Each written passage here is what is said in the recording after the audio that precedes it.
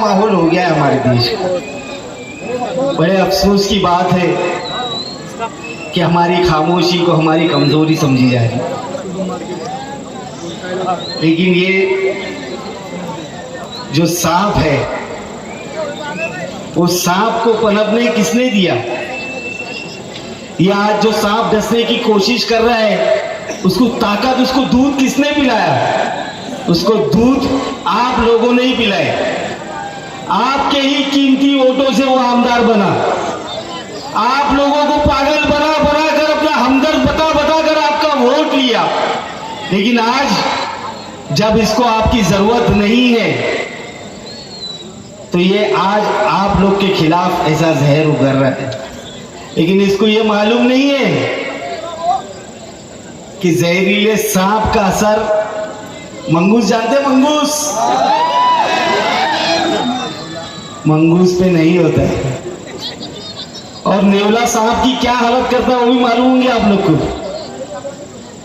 तो ये जो अहमदनगर की जनता है, इनको मंगूस के सारे पैतरे मालूम है।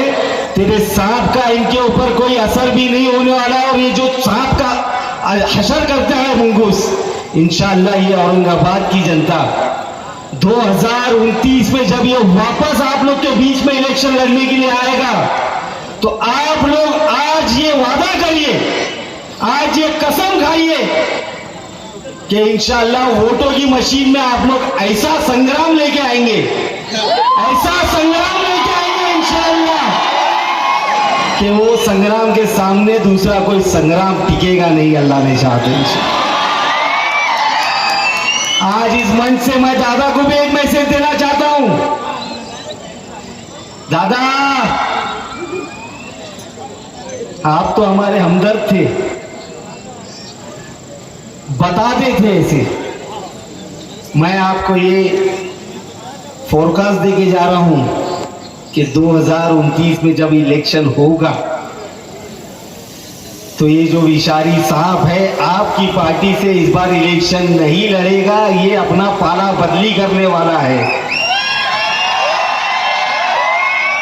और अगर नहीं भी बदली करता है, तो इस अहमदनगर की जनता ने ये मन बना ली है कि आप अपनी गिनती में अहमदनगर की सीट को तो माइनस पकड़ के ही चलो। आपका एक आमदार कम हो चुका है इंशाअल्लाह, और ये अहमदनगर की जनता करके दिखाएगी, अल्लाह ने चाहा।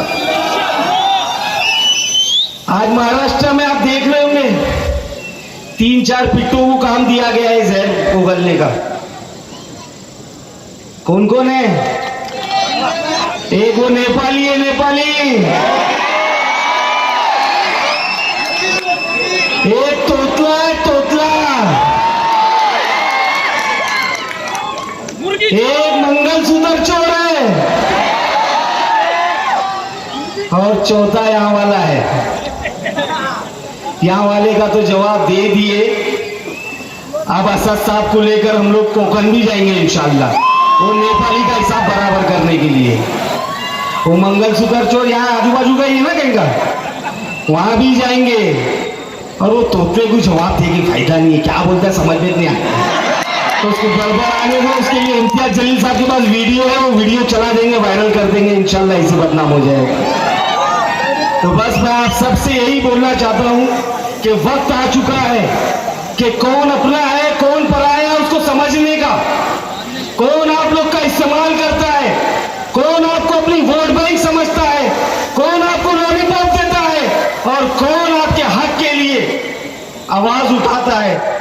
वो चाहे ऐसी गली हो या संसद हो, तो आपके हक की आवाज उठाने वाले मेरे भाई सिर्फ आपके हमदर्द ऑल इंडिया मजलिस इत्तेहादुल मुस्लिमीन पार्टी है। तो आज यहाँ आने का मकसद यही था। मोइन साहब ने बताया कि अब जनवरी में इलेक्शन होंगे, तो इसको अभी इलेक्शन के प्रचार का नारंग फूट चुका है, मैं समझ रहा हूँ ऐसा माशाअल्लाह। और आप लोग का जोश, आप लोग का जज्बा, आप लोग की आवाजें सुनने के बाद मुझे पूरा यकीन है कि अहमदनगर से इंशाअल्लाह यहाँ की फिजाओं में पतंग जरूर उड़ेगी इंशाअल्लाह। ऑल इंडिया मजलिस इत्तेहादुल मुस्लिमीन का ये जो जलसा रखा गया है, इसके मौके पर यहाँ स्टेज पर मौजूद हमारी पार्टी के सर्वा national president barrister Asaduddin Owaisi साहब, हमारे महाराष्ट्र के अध्यक्ष इम्तियाज जलील साहब, दो ही नाम ले रहा हूँ समीर भाई, डोंट वरी, और बाकी हमारे महाराष्ट्र के सीनियर लीडर्स, और ख़ास तौर पर हमारे यूथ विंग के, महाराष्ट्र यूथ विंग के अध्यक्ष अंजार साहब का और अहमदनगर की पूरी टीम का दिल से शुक्रिया अदा करना चाहूँगा।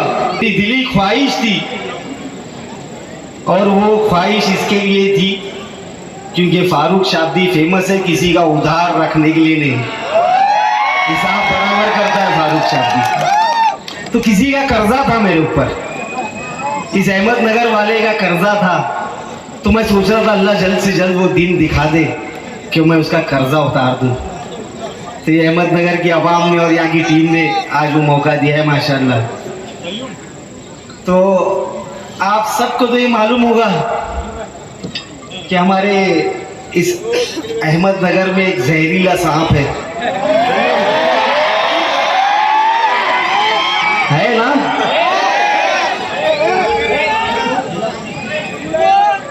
बेचारा बहुत कोशिश कर रहा है डसने की, लेकिन उसके जहर में कुछ असर नहीं है।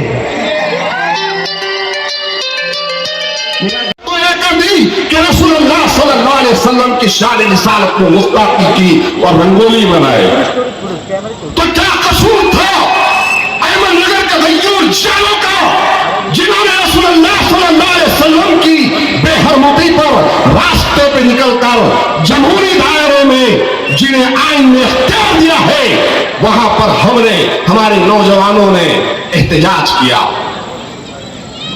खालियां फोड़ने वालों पर तो फूल बरसाए जाते हैं, और यहां पर संविधान के दायरे में रहकर अगर हमारे अपने नौजवान अपने बका के लिए और रसूलुल्लाह सल्लल्लाहु अलैहि वसल्लम की जो बेहरमती की गई थी उसके खिलाफ में आवाज उठाते हैं तो जेल में डालोगे। अरे तुम्हारी जेलों से डरने वाले नहीं है,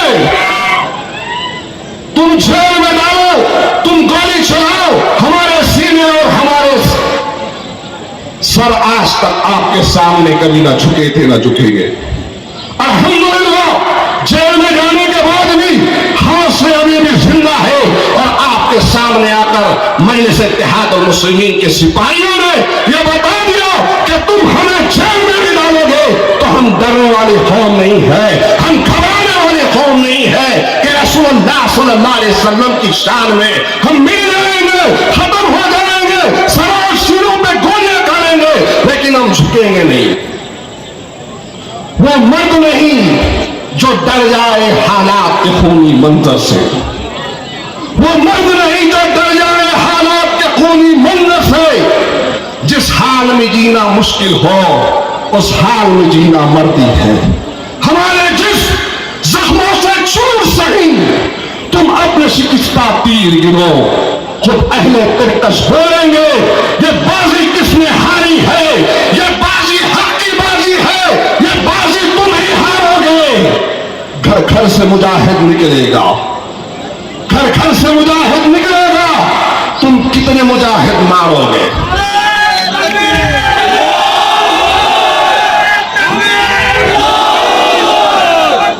मैंने पहले वो तकले को जवाब दिए थे, इम्तियाज जलील साहब ने, याद है ना? वो तकले को जो मठ में हिफाजती दस्ते के साथ बैठा है, एक ऐसी खबर नांदेड़ से लेकर मुंबई तक काफिला गाड़ियों को निकला था। दिए थे ना जवाब दिए थे ना? ये भी इंशाअल्लाह ताला कुत्ते को पैगाम पहुंचेगा,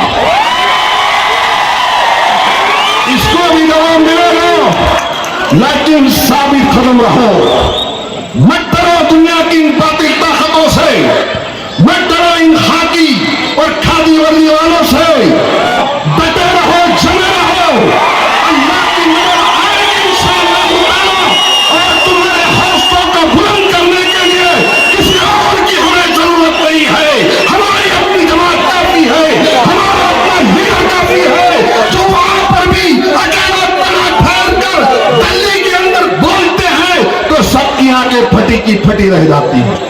अरे हम तो उनके सिपाही हैं, अरे हम तो असमुद्दीन ओवैसी के सिपाही हैं, हम तो मजलिस के सिपाही हैं। जेल में आना जाना चलता रहेगा, डरो मत, घबराओ मत। मजलिस इत्तेहाद मुस्लिमीन को ताकतवर बनाओ। अहमदनगर की सरजमीन से नारे तकबीर और अल्लाहू अकबर की आवाज को बुझाते हुए ये जो पतन का निशान सबसलाली है, यहाँ पर आपके कॉर्पोरेशन में ले जाए इंशाअल्लाह ताला, तो मुकुंदनगर नहीं पूरे अहमदनगर की तारीख बताएगी कि जो पहले काम नहीं हुआ था वो मैंने इसने आकर किया है। वाक़ई दावाना अल्हम्दुलिल्लाह। आपसे शेयर करना चाहूँगा, यहाँ पर हमारे बुजुर्ग, हमारे बड़े गाइद मिल्लत बैरिस्टर असदुद्दीन ओवैसी साहब की मौजूदगी ही हमारे लिए काफ़ी है। मैं नहीं समझता कि मेरी बात में इसमें कोई दम है। सब लोग काफ़ी दूर दराज से आप सुनने के लिए यहाँ पर आए हैं, पर अफसोस है दर्द का कोई तर्जुमा नहीं होता। और काश मुझे कोई ऐसा शख्स मिल जाए, कोई एहसास का तर्जुमा दे दे ये मुसलमानों पर जो जुल्म हो रहा है, जो मुसलमानों पर जो अत्याचार हो रहा है मॉब लिंचिंग के नाम पर। और एक आलिम हमारा एक जाम का टुकड़ा लेकर फूंक मारता है तो उसको 20 से 25 लोग मिलकर मारते हुए कहते हैं कि तूने फूंका नहीं था, थूका नहीं था। ये भी अत्याचार आज मुसलमानों ने बर्दाश्त किया। इतने हालात आए, बाबरी मस्जिद हमसे छीनी गई, हमने ये भी बर्दाश्त किया। हमारे एनआरसी में मुदाखलत की गई, हमने ये भी बर्दाश्त किया। आज वक्त पर बात आई, क्या हम खामोश बैठेंगे? अरे भाई एक साथ बोलो, क्या हम खामोश बैठने वाले हैं? जिंदा है तो जिंदा होने का सबूत दीजिए। आज अब तक अत्याचार के नाम पर, मॉब लिंचिंग के नाम पर बेगुनाहों को, उलमा को, बेगुनाह अफरादों को जेलों के अंदर डाला गया। मैं बताना चाहता हूं, अपनी बात पर आना चाहता हूं, यही वो शख्सियत है बैरिस्टर असदुद्दीन ओवैसी था। और यही मजलिस है जिसने जब बाबरी मस्जिद का मुद्दा उठा था, सबसे पहले आवाज अगर उठी थी तो हमारे बैरिस्टर साहब ने उठाई थी। वही जब वक्त की बात आई, सबसे पहले अगर बात उठी थी, सबसे पहले बिल को फाड़ा गया था। मुझे बताइए आप किसका साथ दोगे? आप बिल बनाने वालों का साथ दोगे या बिल को फाड़ने वालों का साथ दोगे? आज बहुत साजिश की गई कि यह जलसा नहीं होना। आप सब जानते हैं हमारे यहां पर कुछ लोग, कुछ जातिवादी शक्तियां ऐसी पनप रही है जिसको रोकने की पूरी कोशिश की जा रही है, पर वो रुकने का नाम नहीं ले रही है। और मैं समझता हूं कि हम उनको कहीं भी गिनते नहीं है। और मैं आपको साफ कहना चाहता हूं, इस मजलिस के स्टेज से मुसलमान किरायादार नहीं है, इस मुल्क का पूरा शहरी है। यह मुल्क हमारा है, हमारा था और इंशाअल्लाह हमारा रहेगा। और मैं आपको बता दूं कि जितना भी अत्याचार हो रहा है, इसके खिलाफ अगर आप आवाज नहीं उठा सकते, आवाज जो उठा रहे हैं उनका साथ दीजिए। मुझे बताइए आप साथ देंगे कि नहीं देंगे? आपके हाथ एक साथ उठना चाहिए। इंशाअल्लाह मजलिस का साथ देंगे या नहीं देंगे? इंशाअल्लाह जब भी वक्त पड़ेगा, इंशाअल्लाह हम सब मजलिस का साथ देंगे और बैरिस्टर साहब की ताकत को बढ़ाएंगे। हमारे शहर महाराष्ट्र के, मुझे बताइए एक ऐसा शख्स, मैं उसको स्वामी नहीं मानता हूं, जो किसी के धर्म के खिलाफ बात करेगा वो धर्म का रक्षक नहीं हो सकता। अगर कोई आलिम किसी धर्म के खिलाफ बात कर सकता, वो आलिम नहीं हो सकता। आज अगर कोई कहे कि जब गुस्ताखी हुई तो सबसे पहली शख्सियत यही इम्तियाज जलील साहब की थी, जिसने महाराष्ट्र को हिला दिया और बता दिया हमने सब बर्दाश्त किया, अगर गुस्ताखी करेंगे तो हम बर्दाश्त नहीं करेंगे। आज भी आई लव मोहम्मद के नाम पर जो अत्याचार, ज्यादा दूर की बात नहीं, शहर अहमदनगर में हुआ, यह वाकया सब आपके सामने था।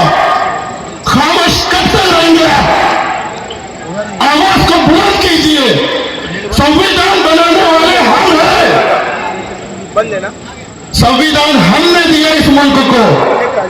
अगर डॉक्टर बाबा साहब अम्बेडकर का नाम आता है तो हमारा उलमा का भी नाम उसमें आता है।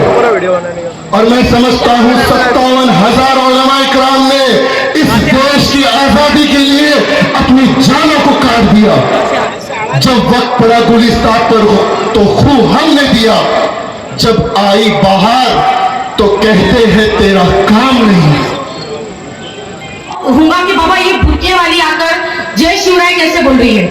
तो यहाँ पर जो कुछ भूल चुके हैं ये बात कि ये महाराष्ट्र छत्रपति शिवाजी महाराज का है, जिन्होंने 18 पगड़ जाति और 12 बलुतेदार को साथ में लेकर जो एक स्वराज्य यहाँ पर स्थापन किए थे, उसमें से मुसलमानों को जो हटाने की साजिश की जा रही है, तो उनको ये बताना चाहूंगी कि हम यहाँ से ना 1 इंच भी हटने वाले नहीं है, ना हम बिकने वाले, ना कहीं हटने वाले हैं। और कहते हैं ना अभी कि आपके यहाँ पर अभी नया नया माहौल बना है, जो हमारे वोटों की भीख पर चुनकर आए हैं वो भी खामोश है, और जिनको हमारे वोटों की भीख नहीं मिली वो तो अल्हम्दुलिल्लाह उनकी तो बोलना ही ये है। उनके लिए तो एक शेर बोलना चाहूंगी मैं, बड़े कमजोर है ये गुब्बारे जो चंद सांसों में फूल जाते हैं, बड़े कमजोर है ये गुब्बारे जो चंद सांसों में फूल जाते हैं, कमीने जब उरूज पाते हैं तो अपनी औकात भूल जाते हैं। यहाँ वो भूल चुके होंगे कि हम डरने घबराने वाली कौम नहीं है। हमें मिटाने की साजिशें बरसों से होते आई है, पर आज भी हम अपनी जगह पर पूरी तरीके से कायम हैं। अगर हम पीछे हटने की कोशिश ना की करें तो क्या किया जाता है, अभी जैसे मैं कुछ भ्रष्टाचार निकाल रही हूँ तो उसके बदले में झूठे केसेस दाखिल किए जाते हैं, और वो ये भूल रहे हैं कि केसेस उन लोगों पर दाखिल किए जा रहे हैं जिनके गुरु बैरिस्टर असदुद्दीन ओवैसी साहब और इम्तियाज जलील साहब है। तो हमको अच्छी तरीके से पता है कि कायदे में रहकर किस तरीके से काम किया जाता है, और हम कभी भी कायदा तोड़कर कुछ भी काम नहीं करते हैं। और मैं अहमदनगर की जो आवाम है उनको एक छोटा सा एग्जांपल देकर यहाँ से रुखसत करूंगी कि एक मरतबा बात करते हुए मैंने सुनी थी कि मैं जब छोटी थी तब हमारी अम्मी ने हमको एक किस्सा सुनाए थे कि एक जगह पर एक कीचड़, गंदा कीचड़, उसके अंदर एक बुरा जानवर है जो गंदगी में लथपथ है, और वो आपको चिढ़ा रहा है, आपको बार बार उकसा रहा है, आपको बार बार ऐसा करे कि आप उसका जवाब दो। आपको वो जवाब देने के लिए उस कीचड़ के अंदर उतरना पड़ेगा और उस गंदे जानवर को जवाब देना पड़ेगा। तो मेरे भाइयों से, मेरी बहनों से, इनसे सिर्फ एक ही बात है, भोगते हो भोगने दो, जान थोड़ी है। आगे का शेर आप लोग समझ जाएंगे, और जिसको बोलिए वो भी बहुत बेहतर तरीके से समझेगा कि आप हमको वोट देने की मशीन ना समझे। इस बार इंशाअल्लाह अहमदनगर की सरजमीन पर महापौर हमारा हो या ना हो, पर हमारी वजूद के बिना, हमारे जो चुनकर आने वाले जो हमारे नगर सेवक है उनके बिना यहाँ पर आपका बन नहीं पाएगा। इतनी गवाही देती हूँ और अलविदा कहती हूँ। शुक्रिया। सबसे पहले इस भारत देश को संविधान जैसी बड़ी चीज देने वाले महामानव परम पूज्य विश्व रत्न MA, PhD, DSc, LLB, DLitt 12 एक साथ पढ़ने वाले हिंदुस्तान के एकमेव शख्स डॉक्टर बाबा साहब अम्बेडकर को चरण स्पर्श करता हूँ। आज मेरे जैसे छोटे आदमी को यहाँ पे बोलने के लिए मौका दिया, मैं आयोजकों का आभार मानता हूँ। मैं अकोला से बिलोंग करता हूँ, एक छोटे से खेती बाड़ी करने वाला इंसान का एक बच्चा हूँ। आज अकोला से बिलोंग करते थे, आदिवासी, पिछड़े, दलित, मुस्लिम लोगों के जो भी अन्याय अकोला के राजकारण में आज तक हुआ, हमने उसकी व्यथा हमारे महाराष्ट्र के सदर मुलुक मैदानी को हमारे मार्गदर्शक इम्तियाज जलील साहब के सामने जब रखा, तब मेरे जैसे छोटे बच्चों को उन्होंने विधानसभा का कैंडिडेट करके जो मान बहुमान दिया, मैं मेरे पूरे बुद्धिस्ट समाज के तरफ से और मेरे परिवार के तरफ से सबसे पहले इसके लोगों में असदुद्दीन ओवैसी साहब और इम्तियाज जलील साहब को चरण स्पर्श करता हूं। दोस्तों, आप जानते हिंदुस्तान में, और हिंदुस्तान में सबसे ज्यादा महाराष्ट्र में अभी नफरत की की नफरत का राजकारण कुछ जातिवादी लोगों ने शुरू कर दिया। हमारे मोहम्मद साहब के खिलाफ में जो गुस्ताखी की, इसके पहले भी नबी के सामने किसी महाराज ने गुस्ताखी की थी। महाराष्ट्र के राजकारण में और हिंदुस्तान के राजकारण में मैं तो समझता हूँ इतना बड़ा काफिला, लाखों गाड़ी का काफिला लेके जाने वाले जो माइकल लाल इम्तियाज जलील साहब को मैं सलूट करता हूँ। जो नबी का दीवाना वो हमारा दीवाना। मैं जलील साहब के नेतृत्व में अकोला से मैं भी 70 गाड़ी का काफिला लेके इम्तियाज जलील साहब के काफिला में था। दोस्तों, मुझे आपको ये बताना है कि हिंदुस्तान के जो 2 मिलियन लोगों ने उसको सर्च किया और हिंदुस्तान छोड़ के 24 कंट्रियों ने वो रैली को सर्च किया कि इतने मुस्लिम समाज के लोग बॉम्बे में जा रहे और शांति से जा रहे और शांति से आ रहे। ये है एमआईएम पार्टी की ताकत, ये है संविधान की ताकत। दोस्तों, मैं इधर आने के पहले 2 दिन के पहले मैंने हमारे सदर असदुद्दीन ओवैसी साहब का एक स्पीच सुना, जो सीमांचल में असदुद्दीन ओवैसी साहब ने स्पीच दिया तुम्हारे और मेरे लिए। मेरी आपसे गुजारिश है कि आप ये स्पीच गौर से सुनो। बैरिस्टर असदुद्दीन ओवैसी साहब ने उन लोगों को कहा कि मैं अगर हैदराबाद से सीमांचल आया हूँ तो मैं आपको वोट मांगने नहीं आया हूँ। मैं वोटों की राजकारण मैं करता नहीं, मुझे वोटों की कोई जरूरत नहीं। मैं अगर हैदराबाद से सीमांचल घूम रहा हूँ, पूरे हिंदुस्तान में घूम रहा हूँ, तो मुझे आपने लीडर बनाना है, आपने मुझे नायक बनाना है, आपको मुझे गायक बनाना है। आपके पीछे भी लोग घूमे, आपके लिए भी लोग ताली बजाए, आप खुद लीडर बनो, क्योंकि डॉक्टर बाबा साहब अम्बेडकर ने आपको वोट का अधिकार दिया है। आप वोट खुद डालो और आप खुद नेता बनाओ। और बैरिस्टर साहब ने और एक बात कही जो मेरे दिल को बहुत लगी कि अगर मैं ये दुनिया में नहीं रहा तो मैं आपको लीडर बनते हुए नहीं देख सकूंगा। इसलिए मेरी तमाम मुस्लिम समाज, बहुजन समाज, आदिवासी समाज, बुद्धिस्ट समाज को विनती है कि अपने पास ऐसे हिंदुस्तान में ओवैसी साहब जैसे हीरे, महाराष्ट्र में इम्तियाज जलील साहब के जैसे हीरे हैं। नौजवानों, घर से निकलो, मेरी आपसे विनती है। मैं मेरे बुद्धिस्ट समाज को भी विनती करता हूँ कि आप भी घर से निकलो और इम्तियाज जलील साहब और बैरिस्टर असदुद्दीन ओवैसी साहब के पीछे खड़े रहो और अपनी ताकत बताओ। गलती हुई तो मुझे माफ करना। आज का जो माहौल है, जो भी समझो अपने हिंदुस्तान का बोलो या तो फिर अपने महाराष्ट्र का जो माहौल चल रहा है, तो वह सिर्फ मुस्लिम समाज को एक टारगेट करना, ये जिनका उद्देश्य रह रहा है। मुस्लिम समाज बोले तो आज पारस हो गया, पारस। जो भी समझो लल्लू पंजू को राजकारण में आके चमकने का, वो सिर्फ मुसलमान को एक मुसलमान का नाम लेके तो भी अल्लाह शनाब बकता और चमक जाता। अभी जो भी समझो अहमदनगर शहर में 1-2 घटना हो गए, तो ये गांडूदास लोग रात के अंधेरे में जो कुछ भी काम करते, तो हमने इनको पहले भी बोला था तो जो कुछ समझो तुम्हारे में है ना तो सामने के हो करते जाओ करके। अभी ऐसा हो गया है, तो आप सल्लल्लाहु अलैहि वसल्लम की जो रूल थी कि अपन देख रहे एक ट्रेंड बन गया उनका। तो इसके पहले भी मैंने चैलेंज करा था।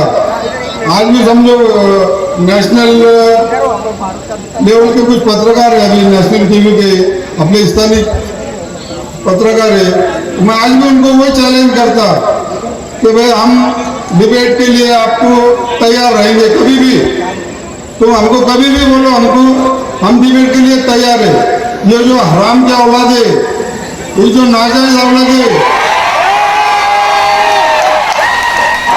जो आप सल्लल्लाहु अलैहि वसल्लम का नाम लेके गुस्ताखी करते, तो उनको एक बात बताना चाहता हूँ कि आप सल्लल्लाहु अलैहि वसल्लम का नाम ये कितना भी बदनाम करना चाहिए, कितना भी ये करना चाहिए, तो उनकी इज्जत में कुछ कमी नहीं आने वाली, उनकी शान में कुछ कमी नहीं आने वाली।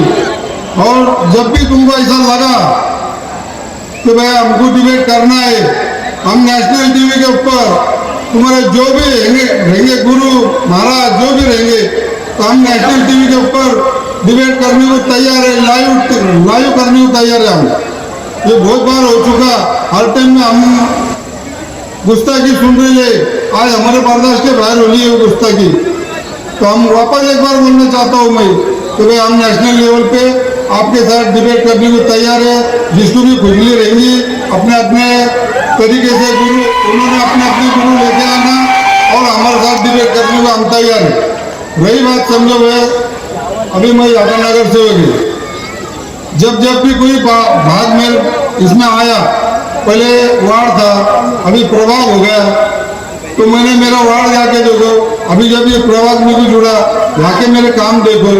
आज समझो तुमको मालूम है मुकुंद नगर में काम कौन करता, बाकी तो देखे होंगे तुमने, ये सिर्फ कैसे फिरते। आज अल्लाह करम से देखो भाई, अपनी को ये जरूरत है कि अपने खांदे को खांदा लगा के कौन खड़े रहने वाला। तो ऐसे हमने चार नुमाइंदे मुकुंद नगर के चुन चुके। जो यहाँ की जो हालात है, अहमदनगर के शहर के जो हालात है, ये शहर को हम कुछ तो फेस कर सकते, कम से कम भाई मेरे खांदे को खांदा लगा के ही चलेंगे। ऐसे नुमाइंदे हमने बाकी जो 3 लिया मेरे साथ, तो ऐसे 3 नुमाइंदे ले ले। तो मेरी एक आपसे गुजारिश है कि भाई मजलिस के जो चारों उम्मीदवार है, तो आपके जो रिश्तेदार रहेंगे, बाहर गांव के रहेंगे, इधर के रहेंगे, तो उनका अपने रिश्तेदारों को भी बोलो कि भाई मजलिस को वोट करो करके। बस अभी इतने बड़े स्टेज पे मैं आज पहले टाइम बात कर रहा है, जो भी गलती होगी मेरे को माफ करो। लेकिन जिस दिन इलेक्शन खत्म हो जाते हैं उसके बाद में 5 साल तक इनको हमारी याद नहीं आती है। जब ये सब चीजें हमने देखी तो हमने एक ही ठान लिया कि अगर कभी अहमदनगर के अंदर हमको हमारी क़यादत मजबूत करनी है तो सिर्फ मजलिस इत्तेहाद मुस्लिमीन के तहत हमें करनी है। और यही काम लेकर हमने 2019 के अंदर आमदारकी के इलेक्शन के लिए इम्तियाज साहब को रिक्वेस्ट की थी और हमने आमदारकी का इलेक्शन लिया। और अल्लाह का फजल करम है कि हमारा कैंडिडेट 3 नंबर पे रहा, जबकि 2014-2019 में हमारे यहाँ से एक आमदार चुनकर गया, जिसे अहमदनगर की पब्लिक ने एक नाम दिया है रिकाम टेकड़ा। रिकाम टेकड़ा मालूम है क्या? उस रिकाम टेकड़े को यही पब्लिक ने महापौर बनाया, 2 बार आमदार बनाया, लेकिन तीसरी बार वो गुस्ताखे रसूल के साथ में गया, इसलिए इन्होंने उसको रिजेक्ट किया। लेकिन उसे ऐसा लगने लगा कि मैं अभी बहुत बड़ा हो गया और इनकी जरूरत नहीं है।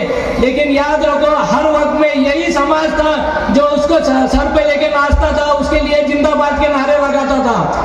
जब हमारे अहमदनगर से समद खान साहब मजलिस इत्तेहाद मुस्लिमीन के साथ जुड़ गए तो मजलिस का ग्राफ और ऊपर आ गया। और आज इस अहमदनगर के मुकुंद नगर के सरजमीन से मैं इम्तियाज साहब को, रजत साहब को ये गवाही देता हूँ कि आने वाले महानगर पालिका के इलेक्शन में महापौर कौन भी बने, लेकिन उसको मजलिस के दरवाजे पर आकर उसको महापौर बनना पड़ेगा। बहुत ज्यादा कुछ नहीं कहता हूँ, लेकिन इंशाल्लाह आने वाले दिनों के अंदर मजलिस हर जगह पे हरा परचम रहेगा और हर जगह पतंग पतंग पतंग पतंग रहेगी। जज़ाकल्लाह खैर। कभी क्राइम नहीं किया, लेकिन मौका मिला और आर्टिकल नंबर 19 से 24 का जो पाठ हमें असदुद्दीन ओवैसी साहब ने पढ़ाया, तो मैं जुर्रत के साथ अहमदनगर पुलिस के आंखों में आंखें डालकर उस ही पाठ को पढ़ते हुए मेरे माइनॉरिटी के अधिकार है उसके लिए लड़ता रहता हूं और लड़ता रहूंगा। जिस तरीके से मुझे और मेरे जितने सदर हैं, मैं शफीउल्लाह काजी साहब को बहुत बहुत शुक्रिया अदा करता हूं, इम्तियाज जलील साहब को बहुत शुक्रिया अदा करता हूं और असद साहब को अदबन शुक्रिया अदा करता हूं कि इस सरजमीन सूफी संत की सरजमीन है। जिस तरीके से आपको बता दूं कि असदुद्दीन ओवैसी साहब ने हजरत शाह शरीफ रहमतुल्लाह अलैह जो शिवाजी महाराज के कुलदेवत है उनके बारे में हैदराबाद से नेशनल लेवल के ऊपर बताया था। वही सरजमीन हजरत शाह शरीफ रहमतुल्लाह अलैह की सरजमीन और हजरत शाह शरीफ रहमतुल्लाह सरजमीन की ऊपर जो जिस दुआ से शिवाजी महाराज के खानदान की पैदाइश और वो लोग कुलदेवत मानते हैं, वो सरजमीन के ऊपर आज बैरिस्टर असदुद्दीन ओवैसी साहब की सभा होने जा रही है। मैंने जिस तरीके से आपसे वादा किया था, नारे के साथ आपको यहाँ पर है ना गुर्राते हुए बताऊंगा कि मेरा साथ दीजिए नारे के अंदर और बताइए कि हमारे अंदर कैसा जोश है। ये सरजमीन है अहमदनगर, ठंडी सरजमीन नहीं है। आज तक हिंदुस्तान के नेशनल जितने सारे एजिटेशन हुए वो हमने किए। मैं नारा दूंगा, आप उसमें मेरा साथ देंगे? नारा